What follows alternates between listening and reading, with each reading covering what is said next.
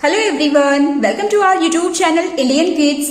आज की इस वीडियो में हम देखने जा रहे हैं कि किस तरह से हम अपने 2.5 से 3 साल के बच्चों को घर पर क्या क्या और कैसे सिखा सकते हैं।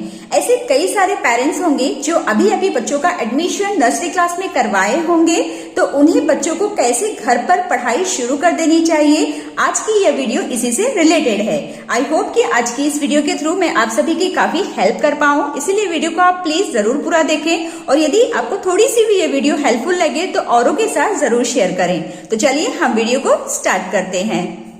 2.5 से 3 साल के बच्चों को जब हम पढ़ाना शुरू करते हैं तो हमें डायरेक्टली बुक्स नहीं ओपन करना है, हमें ना उनके साथ ओरल प्रैक्टिस शुरू करना चाहिए, क्योंकि अभी अभी बच्चों ने खिलौने के साथ साथ पढ़ाई को भी करना शुरू किया है। तो डायरेक्टली जब हम बुक्स ओपन कर देंगे और बुक्स के साथ उन्हें पढ़ाएंगे तो स्टार्टिंग में शायद से उनका इंटरेस्ट ना आए, पर अगर हम ओरली 15 मिनट या आधा घंटा जैसा भी हमें समय मिलता है बच्चों के साथ स्पेंड करेंगे और उनकी स्टडी को थोड़ा इंटरेस्टिंग वे से शुरू करेंगे ना, तो उनका मन जरूर पढ़ाई में लगेगा। तो इंटरेस्टिंग वे क्या है? जी हाँ, कविताएं, राइम्स। हमें डेली एटलीस्ट 1 से 2 कविताएं अपने बच्चों के साथ गुनगुनाना है और एक्टिंग के साथ उन्हें ये चीज सिखानी है। कविताएं बोलने से ये बेनिफिट होता है ना कि बच्चे क्या होता है, शुरुआती दिनों में 2-3 वर्ड्स को एक साथ नहीं बोल पाते, पर जब हम कविताएं बच्चों के साथ गुनगुनाते हैं ना तो वो वर्ड्स को बोलना सीखते हैं और उनका प्रोनाउंसिएशन भी काफी अच्छा होता है और वो काफी ना इंजॉय करते हैं। तो हम उनकी पढ़ाई राइम्स यानी कि कविताओं के थ्रू स्टार्ट कर सकते हैं। आप कोई भी राइम्स बच्चों को सिखा सकते हैं, चाहे वो हिंदी की राइम्स हो या इंग्लिश की राइम्स हो, तो आपको राइम्स यानी कविताएं बच्चों को सिखानी है। इसके अलावा ना आप बच्चों को डेली एक स्टोरी जरूर सुनाएं। स्टोरी बुक बच्चों की आप ले सकते हैं, जो होती है ना बड़ी बड़ी पिक्चर्स होते हैं और छोटी सी स्टोरीज होती हैं, वो स्टोरी बुक आप ले आए। कुछ इस तरह की वो बुक्स होती हैं, उसमें बड़े बड़े पिक्चर्स होते हैं, तो आप इस तरह की बुक्स बच्चों के लिए परचेज कर सकते हैं और डेली आपको एक स्टोरी बच्चों को सुनानी है। इससे ये बेनिफिट होगा कि बच्चे ना नए नए शब्द, नई नई वोकैबुलरी को सुनेंगे और उनकी प्रैक्टिस अच्छी हो पाएगी। तो डेली हमें अपने बच्चों को एटलीस्ट एक स्टोरी जरूर सुनानी है, भले ही वो स्टोरी आप रिपीट ही क्यों ना कर रहे हो, बस आपको स्टोरी बच्चों को रेगुलरली प्रैक्टिस करवाना है, सुनाना है, ठीक है। इसके बाद बच्चे ना इमेज यानी पिक्चर्स के प्रति बहुत अट्रैक्ट होते हैं, तो आप पिक्चर्स के थ्रू भी बच्चों को काफी कुछ सिखा सकते हैं। जैसे आप इस तरह का फ्लैश कार्ड भी इस्तेमाल कर सकते हैं। इसमें ना एक ही पिक्चर होती है तो बच्चों का कंसंट्रेशन काफी अच्छा होता है, एक ही पिक्चर की तरफ देखेंगे, क्योंकि बहुत बार ना ऐसा होता है कि बुक्स में 3-4 पिक्चर्स होते हैं तो बच्चे एक पिक्चर पे कंसंट्रेट नहीं कर पाते हैं। तो आप इस तरह के फ्लैश कार्ड भी परचेज कर सकते हैं या फिर घर पर ही सिंपली आप बना लें ड्रॉ करके। तो आपको पिक्चर्स के थ्रू भी बच्चों को सिखाना है। जैसे ये एप्पल है, बॉल, केक, इस तरह से आप एक एक इमेज सिलेक्ट कर लें और बच्चों को पिक्चर्स की पहचान करना सिखाएं। या फिर आपको बुक परचेज करनी है तो आप इस तरह की बुक्स ले सकते हैं जिसमें ना बड़े बड़े पिक्चर्स होते हैं, तो आप एक बार में कोई 2 या 3 लेटर सिलेक्ट कर लें और उसी से रिलेटेड पिक्चर्स की बच्चों को प्रैक्टिस करवाएं। जैसे फ्रॉक, फिश, फ्लावर, फैन, इस तरह से, ठीक है। इंग्लिश की वोकैबुलरी के साथ साथ आप हिंदी की भी वोकैबुलरी यानी कि नए नए शब्द बच्चों को बोलना सिखा सकते हैं। जैसे अनार, आम, इमली, ईख, इस तरह से आपको हिंदी और इंग्लिश दोनों ही बच्चों को ओरली सिखाना है, क्योंकि हिंदी और इंग्लिश दोनों ही इम्पोर्टेंट सब्जेक्ट है और बच्चों को ये आना बहुत जरूरी होता है। इसके अलावा आप कुछ कलर्स बच्चों को सिखा सकते हैं, कलर्स की पहचान करना। आप घर के ही ना किसी भी चीजों का इस्तेमाल करके बच्चों को कलर्स की प्रैक्टिस करवा सकते हैं। यहाँ पर मेरे पास कुछ कलर पेन्स हैं या फिर इस तरह के फ्लैश कार्ड्स भी मार्केट्स में आते हैं, तो आप इसके थ्रू भी बच्चों को कलर्स सिखा सकते हैं। तो आपको ना ये सभी चीजें बच्चों को ओरल ही सिखानी है। और यहाँ पर देखिए कुछ नंबर्स हैं इस तरह के, जैसे 1, 2, 3, इस तरह से आप 1 से लेकर 10 तक या फिर 20 तक बच्चों को ओरल में बोलना सिखाएं। इसके अलावा आप शेप्स के नेम बच्चों को सिखा सकते हैं, जैसे circle shape, triangle shape, star shape, diamond shape, इस तरह से।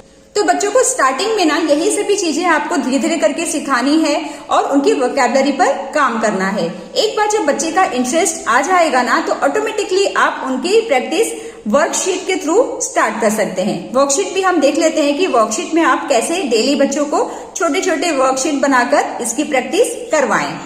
अब तक हमने क्या जाना कि हमें बच्चों को ना धीरे धीरे वोकैबुलरी इंप्रूव करनी है, नई नई चीजें, पिक्चर्स, स्टोरी, राइम्स, ये सभी चीजें सिखानी है।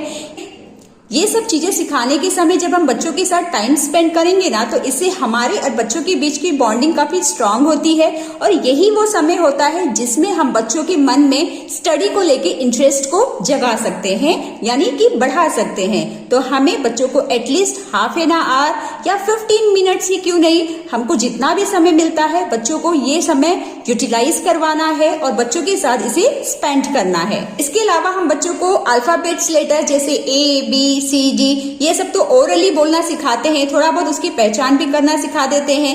इसके बाद नेक्स्ट स्टेप आ जाता है हमारा इस तरह की वर्कशीट। जैसे मैंने फर्स्ट वर्कशीट में क्या लिया है, join each letter to the picture with beginning sound. यहाँ पर मैंने कुछ लेटर्स लिखे हैं, इसमें ना बच्चों को पिक्चर्स पहचानना है और करेक्ट लेटर के साथ मैच करना है। जैसे आइसक्रीम, आइसक्रीम हम किसके साथ मैच करेंगे, I for ice cream, B for ball, H for house, E for egg, T for tree. तो इस तरह से आपको बच्चों को कुछ पिक्चर्स बनाकर दे देना है और एक तरफ लेटर्स लिख देना है और आप उसे मैचिंग करवा सकते हैं या फिर आप ओरली भी बच्चों को इसे पूछ सकते हैं। कई बार ऐसा होता है ना, बच्चे लेटर की पहचान नहीं कर पाते, तो हमें क्या करना चाहिए, हमें इस तरह से बच्चों को वर्कशीट बनाकर देना चाहिए जिसे जो भी आप लेटर बच्चों को सिखा रहे हैं उसी से रिलेटेड आपको वर्कशीट बनानी है। जैसे यहाँ पर मैंने एग्जाम्पल के लिए लेटर B और लेटर C ले लिया है, आप कोई और भी लेटर ले सकते हैं या फिर एक ही लेटर एक बार में सिखाएं। तो जैसे यहाँ पर B है, तो बच्चे यहाँ पर जहां पर भी लेटर B देख रहे हैं उसे बच्चों को पहचानना है और सर्कल या फिर जो भी मार्क उन्हें करना है करने दीजिए। जैसे लेटर B कहाँ पर है, यहाँ है, फिर यहाँ है। इस तरह से ना बच्चों के माइंड में लेटर B की इमेज क्लियर हो जाएगी। ऐसे ही लेटर C को भी करना है। तो आप जो भी लेटर बच्चों को पहचान करना सिखाना चाहते हैं उस लेटर को आप इस तरह की एक्टिविटी बनाकर दे सकते हैं। इसके बाद आ जाता है सेम लेटर मैचिंग एक्टिविटी। इसमें बच्चों को सेम लेटर ढूंढना है और एक दूसरे के साथ फटाफट से मैच कर देना है। जैसे लेटर A के साथ मैच होगा, लेटर B के साथ मैच होगा। ऐसा करने से बच्चों को लेटर की इमेज बहुत ही अच्छी तरीके से क्लियर होगी।